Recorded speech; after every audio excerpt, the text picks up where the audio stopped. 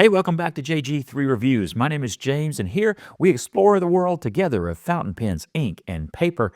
And today I'm going to look at a pen that I'd thrown up on Instagram and here on the YouTubes and asked, hey, would y'all mind if I jumped the line with this pen? I have some other pens that I really want to get to, some ink and some paper, but this one came in several days ago, and it's just kind of more unusual than what I had ahead of it in line. So I asked you, and you said, yeah, let's check out that pen. So here we go. This is the Asvine C2000, a large, stabilized wood pen with a number 8 nib, which is the first number 8 nib for Asvine. And I thought, yeah, that's kind of an interesting looking pen. I like wooden pens anyway, even though they come with some special qualities, some of which, bugs, some features, it kind of depends. And I liked a couple of the different stains that were on offer. In this case, I went with the green, which is kind of, as you can see, a teal color with this gold trim. But there are things I like about the overall design, and there are things about the pen that, I'd probably change them if I could. So we're going to look at that, and we'll see how the pen writes and how well it puts ink to paper and all of that good stuff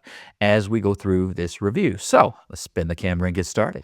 And here we are again with a new Asvine pen. I think they keep themselves pretty busy over there. This one, though, a little bit different from past offerings. This is not a classic cigar-shaped vac filler or piston filling pen. This one is a bit different. Let's start first with that wood, since being a wooden pen is the most distinct thing about it. You have this stabilized wood, which is dyed in this case a green to the teal end of the spectrum. And look, as I turn, you can really see the light play with the depth of the green. See there? Really shows well on that side. And I really like that. So you have some darker hues and some much lighter hues, but the grain and the play of light is what I really like the most. Now, wood pens are a little bit different, of course. You have some issues that you're not going to have with a metal pen or a plastic pen. Well, I say that. Plastic pens do also crack, and metal pens have their issues. But wood is a bit different in that, in the long term, you are going to want to learn how to care for a wooden pen and to have reasonable expectations of how this material might interact, especially depending on where you live, because things like humidity and temperature and things like that can affect your pen. So all of that is going to add to the experience of owning this pen, either to the positive or to the negative, depending on what your experience is. Design-wise, you have a very flat top, but you also have a pretty large diameter flat top, and it's kind of unusual because this is flat at this end. It's not the only pen I've ever seen like this, but it is unusual. And then you have the cigar shape at the end of the barrel. For some, this is what will make this pen kind of cool and unique, and for others, they're not going to like this design so much. For me, I'm kind of in the middle in between the two.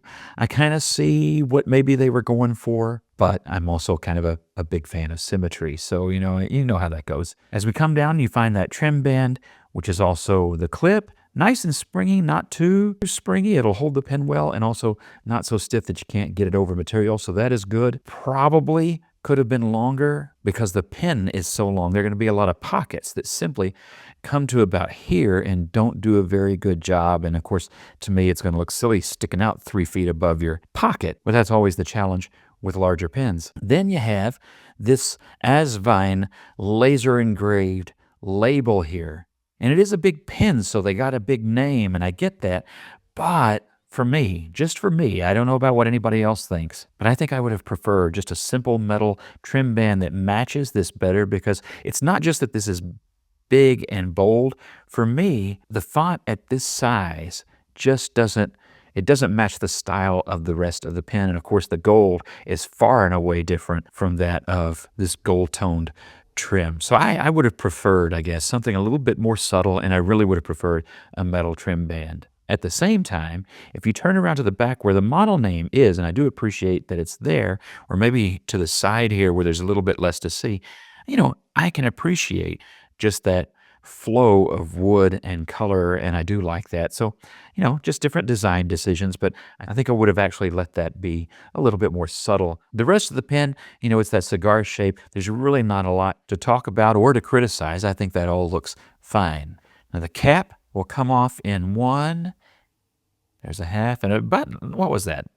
right at 3/4, maybe just slightly less than that. 1 3/4 is what we'll call it. I would not post this cap. The shape, the cigar shape, cause it to have some wobble, and that it's a large pen, and I think it would be back weighted. I would just consider this a non-posting pen, but the possibility is there should you insist. And now with it unposted, you can see why I said that I really think the number 8 nib was the proper choice for this pen. And I don't know if they chose it for this pen or if this pen was designed around a large nib. I don't guess it matters too much which came first. It does look good, and it's their first number 8 nib as far as I know.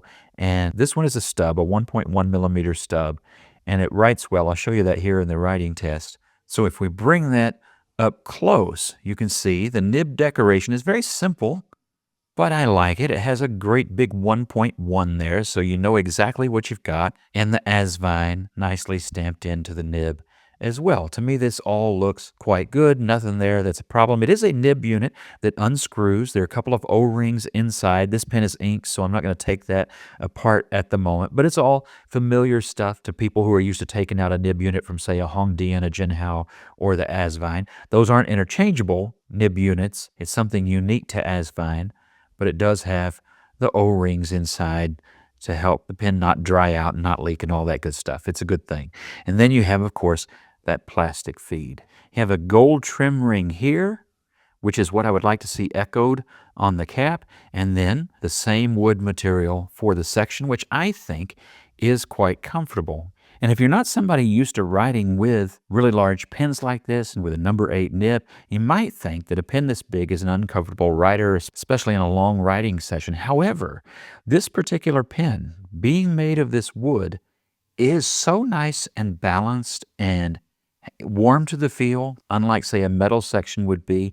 All of it works together, to me, to make for a very comfortable writing pen. One very easy to have just a relaxed writing grip with. So I think it's a really good pen for a long writing time. It's not anything that's going to be so big that you go, oh, I'm tired of writing with this silly thing. Not like that at all. Now, as we look inside the cap, I'll try not to block the view I'm trying to give you. You can see that there is a plastic liner with plastic threads, and that is plastic on metal. I don't really have problems with that. Not everybody likes that, but I usually have pretty good experience with it. And then that plastic liner does go all the way to the top of the cap where that other section is joined together with the clip. Now, I will say that despite that, some people are reporting trouble with some dry out, and I have had a little bit over the course of a week. If I use it every day, no problem. If I let it go a couple of days, then maybe. And if you store the pen nib up. Now, most pens you're not going to store up like this when they're inked, so those pens are uninked. However, some pens can tolerate that. I have some that do it very, very well. I can leave them like this for even a month at a time, and they still write first time every time. This pen did not pass that test. I tried it, and it did dry out after sitting for a couple of days like this. Again, that's not the way you're normally going to store an inked pen, but it's good to know. It is a cartridge converter pen. This one is, I believe, a 3.4 millimeter converter, and I always appreciate that they have included that. These threads and those in the barrel are both metal. This is a metal insert there, and you may have noticed that there is another O-ring here where the barrel and the grip section meet up. All right, for our size comparison today, I want to start with a Mahjong P136. And the reason I want to start here is because this is actually a pretty good sized pen. This is no small pen. And look at the size difference between it and this Asvine. I also want to mention this pen because not only is it also green, but it also has a 1.1 millimeter stub nib. I bought this just because it was the first stub nib from Mahjong that I've ever had, and it's turned out to be a really good one. I'm going to review that for the nibs part in a future video. Next is the Hongdian N12. Now, I don't have the new stabilized wood Hongdian. What is that, the A7? At least not yet. I was still trying to decide if I wanted to get that for the channel when this one came along, and I jumped on that instead. But this is similar in size, and as you can see, this is also not a small pen, but next to the Asvine, it does look quite small. If you're not into the wood, I would say this is a beautiful resin on this N12. This is one of those pens, by the way, that got jumped in the line because I've had this one for, I don't know, whenever they came out, I bought it, and I just never have gotten around to reviewing it for some reason or another. Then we have, for our standard issue sort of fountain pen to compare, the Platinum Prefonte, which I still think should come with fine Corinthian leather. It also is a favorite green pen of mine. I've had this since these pens first came out. And as you can see, it's ready for a refill. Just love that pen. But look how tiny it looks in comparison with the C2000. All right, as we look at these pens in their unposted and uncapped use, the thing is gigantic, and that number 8 nib is gigantic compared to these other two. So again, if you're just looking for a big pen, but one that is not too unwieldy in terms of weight, this might be a good pen for you. If you've never seen any of these pens in person, this pen is just normal. This is not a small pen. Every one of these is, of the other three, is a little bit larger, and then that Asvine is just big. And here are the pens in their posted length, and as I said, I'm not writing with this pen posted. That then starts to look a little bit like a baseball bat. And while it is stabilized wood, it really doesn't have the heft to quite pull that off. All right, we're experiencing a little bit of that Arctic blast that's coming across the U.S. today as I film this. So since I had a binge over the weekend of some episodes of Picard, I decided a little Earl Grey hot was in store. All right, let's see how well this pen handles the writing test.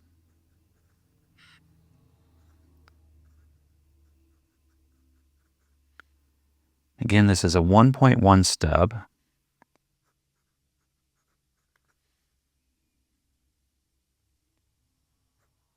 You can see it has a nice line width variation because it is a stub.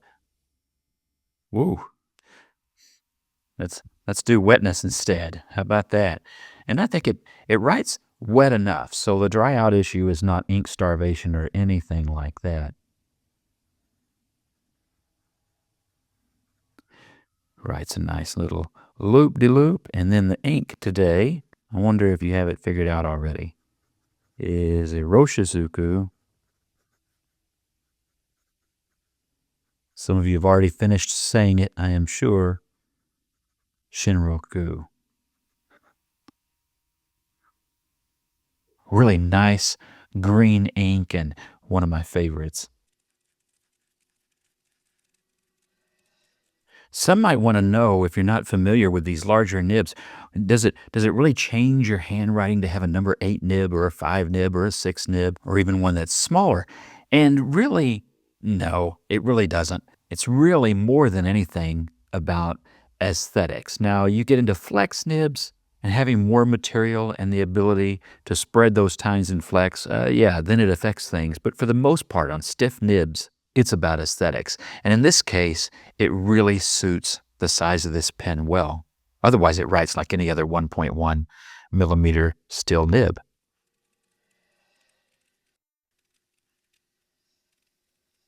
All right, what do all those things have in common?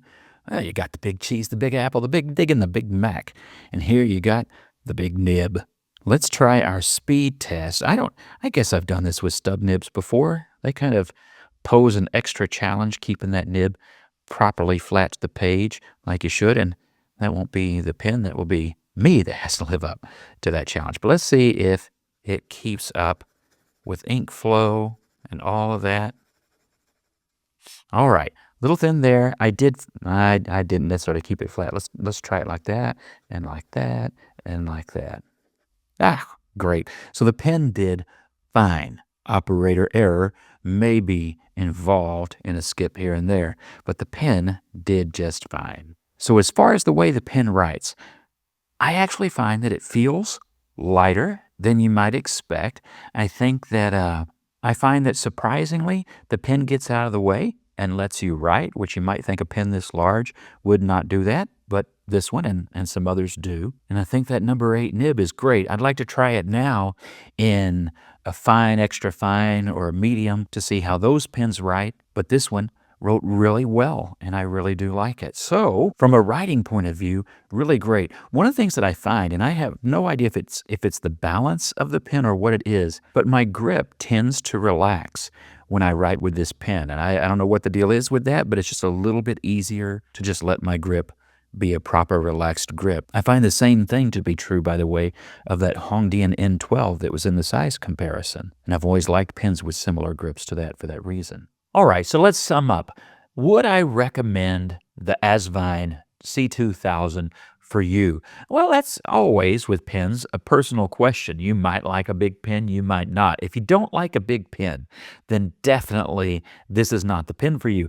If you do like big pens and you cannot lie, well, then this pen might be the one for you. You're going to have to get used to its unconventional look of flat here, but kind of cigar shaped there. I mean, take the cap off and who cares, right? You have to be okay with it requiring a larger pocket if you're a shirt carrier, and you got to be okay with it looking gigantic if that's where you're going to carry it. You know, all these are little considerations that different people might or might not have. You need to be aware that wood does sometimes crack, and so that's definitely a consideration that you'll take. It is a good deal on a pen like this. There are other stabilized wood pens out there that are right in the price range, and some of them kind of in the same house, such as Hongdian.